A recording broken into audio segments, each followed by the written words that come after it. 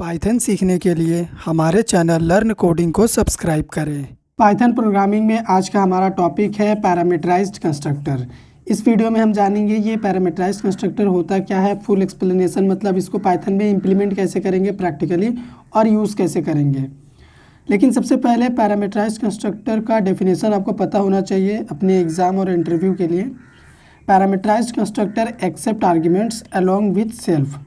देखिए parameterised constructor में क्या होता है कि ये बहुत सारे आर्ग्यूमेंट एक्सेप्ट करता है। आप जितना चाहे उतना आर्ग्यूमेंट पैरामीटराइज्ड कंस्ट्रक्टर से पास कर सकते हैं। आर्ग्यूमेंट मीन पैरामीटर का ही बात हो रहा है, इसीलिए इसका नाम ही है पैरामीटराइज्ड कंस्ट्रक्टर।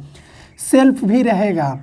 सेल्फ एक बाय डिफ़ॉल्ट रेफरेंस पैरामीटर होता है, ये तो रहेगा ही, लेकिन इसके साथ हम मल्टीपल पैरामीटर्स पास कर सकते हैं इस पैरामीटराइज्ड कंस्ट्रक्टर में, और इसी को बोलते हैं पैरामीटराइज्ड कंस्ट्रक्टर। तो इसको इम्प्लीमेंट कैसे करेंगे हम, सिंटैक्स क्या होगा, आपको लिखना है क्लास, क्लास का नेम, और इस क्लास के अंदर अगर आप डिफ अंडरस्कोर के साथ इनिट लिखते हैं और सेल्फ और यहाँ पे पैरामीटर पास कर रहे हैं, यही हो गया आपका पैरामीटराइज्ड कंस्ट्रक्टर। और ये जो पैरामीटर आप पास कर रहे हैं इसके लिए आपको वैल्यू पास करना पड़ेगा जब आप ऑब्जेक्ट क्रिएट करेंगे। तो कंस्ट्रक्टर यूज़ करने का मेन पर्पस तो आपको पता ही है, ऑब्जेक्ट को क्रिएट और इनिशियलाइज करता है कंस्ट्रक्टर। तो जब हम ऑब्जेक्ट क्रिएट करेंगे तो वहाँ से हम वैल्यू भी पास कर देंगे, तो वो वैल्यू आके इस पैरामीटर में इनिशियलाइज हो जाएगा, ठीक है, और उसको हम यहाँ पे यूज़ कर लेंगे फंक्शन के अंदर, कंस्ट्रक्टर फंक्शन के अंदर। तो चलिए इसी चीज़ को हम प्रैक्टिकली इम्प्लीमेंट करते हैं कि कैसे पैरामीटराइज्ड कंस्ट्रक्टर को हम पाइथन में रियल में इम्प्लीमेंट करेंगे। सबसे पहले हम अपने प्रोग्राम में क्या करेंगे, एक क्लास क्रिएट कर लेते हैं। तो हमने ए नाम का क्लास बनाया और इस क्लास में अभी हम कुछ भी कोड नहीं लिखेंगे, जस्ट पास लिख दे रहे हैं। यहाँ पे हम क्या करते हैं, एक ऑब्जेक्ट क्रिएट करते हैं सबसे पहले क्लास ए के लिए, ठीक है। तो हमने ऑब्जेक्ट क्रिएट कर लिया। अब मान के चलो कि मुझे यहीं से वैल्यू पास करना है, मुझे अपना एज, नेम और एड्रेस यहाँ से पास करना है। तो मान लो एज हो गया 22, नेम में वैल्यू दे दिया मैंने अंकुश, और एड्रेस हम पास कर देते हैं यहाँ पे जमशेदपुर। ये वैल्यू मुझे ऑब्जेक्ट से ही पास करना है जब हम ऑब्जेक्ट क्रिएट कर रहे हैं, ठीक है। तो फिर इन वैल्यू को मुझे प्रिंट भी करना है, तो हम इन्हें एक्सेस कैसे करेंगे, पास तो मैंने कर दिया। तो इन्हें एक्सेस करने के लिए हमारे पास पैरामीटराइज्ड कंस्ट्रक्टर का होना बहुत ज़रूरी है। विदाउट पैरामीटराइज्ड कंस्ट्रक्टर यहाँ से जो वैल्यू हम पास कर रहे हैं उसको हम एक्सेस नहीं कर पाएंगे, प्रिंट नहीं कर पाएंगे इस क्लास ए के अंदर। तो यहाँ पे अगर हम एक फंक्शन क्रिएट करें डिफ कीवर्ड की मदद से, इनिट, और एक सेल्फ पैरामीटर पास कर दे, जो कि हर एक फंक्शन में होता है। पाइथन के किसी भी क्लास के अंदर अगर हम फंक्शन क्रिएट करते हैं तो ये सेल्फ लिखना पड़ता है, क्योंकि विदाउट सेल्फ हम वैल्यू को एक्सेस नहीं कर पाएंगे जो क्लास के मेंबर होंगे। इन्हें तो हम एक्सेस कर लेंगे इस कंस्ट्रक्टर के अंदर विदाउट सेल्फ भी। तो अभी अगर मान लो मुझे इन वैल्यू को एक्सेस करना है तो क्या हम कर पाएंगे, नहीं कर पाएंगे। तो हमें क्या करना पड़ेगा, इन वैल्यू को स्टोर कराने के लिए वेरिएबल चाहिए होगा कहीं, तो ये पहले स्टोर करेंगे हम, तब जाके उसे एक्सेस करेंगे। तो स्टोर करने के लिए यहाँ पे अगर हम मान लो एक वेरिएबल क्रिएट कर दे एज, सेकंड कर दे नेम, वेरिएबल का नेम आप कुछ भी ले सकते हैं, एड्रेस। तो ये तीन वेरिएबल हम क्रिएट किए इस कंस्ट्रक्टर के पैरामीटर में। यही हो गया हमारा पैरामीटराइज्ड कंस्ट्रक्टर, जिसके पैरामीटर में ही हम मेंबर क्रिएट कर दिए हैं। और अब हम क्या कर सकते हैं, वैल्यू को एक्सेस भी कर सकते हैं। जैसे मुझे एक्सेस करना हुआ तो मैं प्रिंट में लिखूंगा एज, ठीक है, कॉमा, नेम, फिर एड्रेस। और अगर प्रोग्राम को हम रन कर दे तो यहाँ पे आप देखिएगा वैल्यू प्रिंट भी हो जाएगा। यहाँ पे एज 22, नेम अंकुश और एड्रेस जमशेदपुर, यहाँ पे आप देख सकते हैं वैल्यू प्रिंटेड है, ठीक है। अब मान लो मैं यहाँ से एक वैल्यू कम पास कर रहा हूँ, ठीक है, मैं 2 वैल्यू पास कर रहा हूँ और मेरे पास यहाँ पे 3 पैरामीटर है। तो ये जो 22 है ये एज में जाके स्टोर होगा, सबसे पहला पैरामीटर सबसे पहले वाले में जाएगा। अंकुश जो है वो नेम में जाके स्टोर होगा, नेम को भी हमने प्रिंट किया है। एड्रेस के लिए हम कुछ भी वैल्यू नहीं दे रहे हैं। तो प्रोग्राम को अगर हम रन करेंगे तो क्या ये रन होगा, नहीं।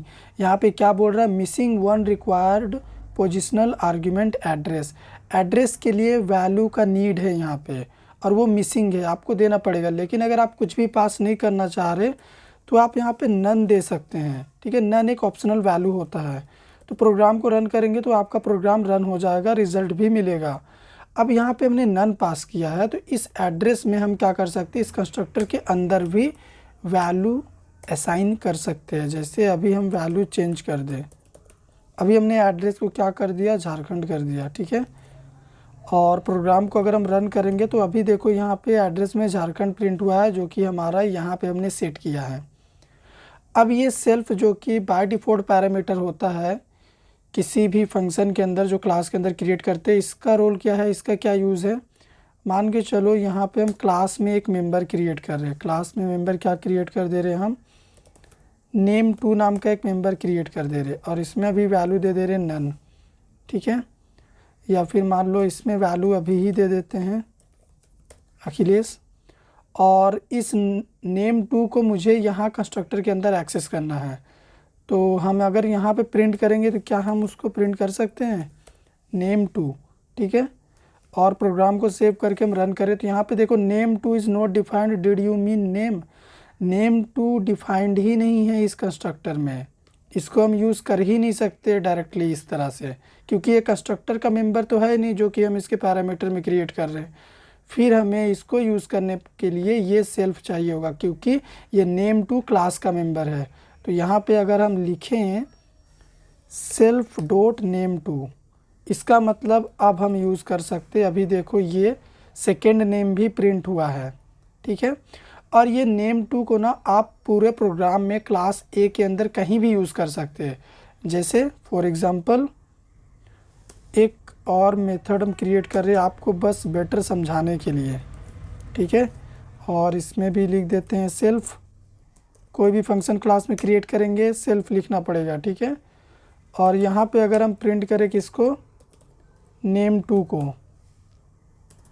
ठीक है, name2 को यहाँ पे प्रिंट करेंगे तो देखो एरर अभी ही थ्रो कर रहा, तो हम क्या करेंगे, सेल्फ के थ्रू ही इसको प्रिंट करेंगे। और प्रोग्राम को हम रन करेंगे तो अभी एक बार ही आउटपुट आएगा। क्यों एक बार ही आउटपुट आया है, ये वाला फंक्शन का रिज़ल्ट क्यों नहीं आया, क्योंकि ये एक नॉर्मल फंक्शन है। नॉर्मल फंक्शन को हमें कॉल करना पड़ता है खुद से, तब जाके वो कॉल होते हैं और रन होता है।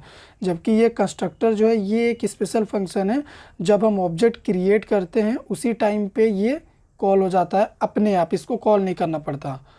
तो अगर मुझे शो फंक्शन को कॉल करना है, उसका भी रिज़ल्ट मुझे चाहिए, तो मुझे क्या करना पड़ेगा, यहाँ पे फंक्शन को मैन्युअली कॉल करना पड़ेगा। अभी देखो यहाँ पे शो फंक्शन भी कॉल हुआ है, तभी ये अखिलेश प्रिंट हुआ है, ठीक है। तो ये name2 को हम क्लास ए के अंदर कहीं भी एक्सेस कर सकते हैं, लेकिन क्या इस कंस्ट्रक्टर के मेंबर को हम इस फंक्शन शो के अंदर एक्सेस कर सकते हैं। चलिए देखते हैं करके। अगर हम यहाँ पे लिखे सेल्फ डॉट एज, ठीक है, एज हम लिख रहे हैं क्योंकि हम चाह रहे हैं कि ये जो एज है इसका ये वैल्यू हम इस फंक्शन में भी प्रिंट कराना चाह रहे हैं। प्रोग्राम को हम सेव करें और रन करें तो यहाँ पे देखो क्या एरर बोल रहा कि object has no attribute age, ठीक है। ये हमारा शो फंक्शन के लिए बोल रहा, लाइन नंबर 8। लाइन नंबर 8 में क्या है, शो फंक्शन में जो हम एट्रीब्यूट एज यूज़ कर रहे हैं वो डिफाइंड ही नहीं है, ठीक है, इसको आप यूज़ नहीं कर सकते। तो ये हमारा सिंपल सा कॉन्सेप्ट था पाइथन में पैरामीटराइज्ड कंस्ट्रक्टर का, जिसमें हमने आपको ये बताया कि कैसे पैरामीटराइज्ड कंस्ट्रक्टर से हम खुद का अपने रिक्वायरमेंट के अकॉर्डिंग पैरामीटर पास कर सकते हैं, ठीक है, इसके पैरेंथेसिस में सेल्फ की तरह। और ऑब्जेक्ट क्रिएशन के टाइम वैल्यू भी हमें देना होता है, तब जाके हम उन्हें एक्सेस भी कर सकते हैं। और क्लास के मेंबर को कैसे हम सेल्फ के थ्रू पूरे क्लास में कहीं भी यूज़ कर सकते हैं, ठीक है। जबकि ये जो लोकल मेंबर है कंस्ट्रक्टर के, इनको सिर्फ कंस्ट्रक्टर के अंदर ही यूज़ कर सकते हैं और इनको यूज़ करने के लिए सेल्फ का कोई रिक्वायरमेंट नहीं होता है। तो अगर आपको कॉन्सेप्ट क्लियर हुआ हो तो वीडियो को लाइक करिएगा, शेयर करिएगा, चैनल पे नए हैं सब्सक्राइब कर दीजिएगा।